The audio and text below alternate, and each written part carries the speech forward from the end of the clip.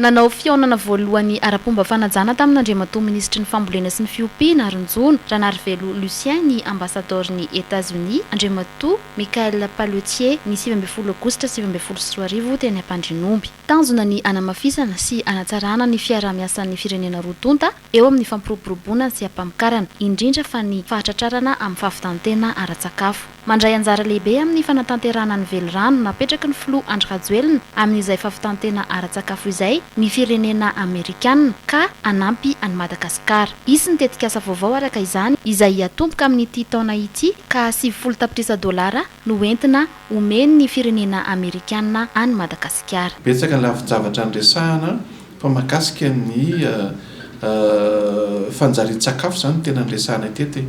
Ny tsika moa manana ilay tanjona dia fahavitantena ara-tsakafo any Madagasikara dia isa mandray anjara be amin'izany zany ny firenena Amerikanina dia nijery zany zay ny ireo tetikasa izay efa vita ny farana teo aloha izay ahitana vokatra tsara fa indrindra no hoan'ny avy zany dia nampanantena zany zareo fa isy tetikasa lehibe miaraka amin'ny firenena Amerikanina eo amin'ny $70 eo anomboka amin'ity taona ity anampiny antsika amin'izay fanatsarana ny fahavitantena ara-tsakafo izay eto Madagasikara. Tetikasa vaovao izy io zany anomboka amin'ity taona ity.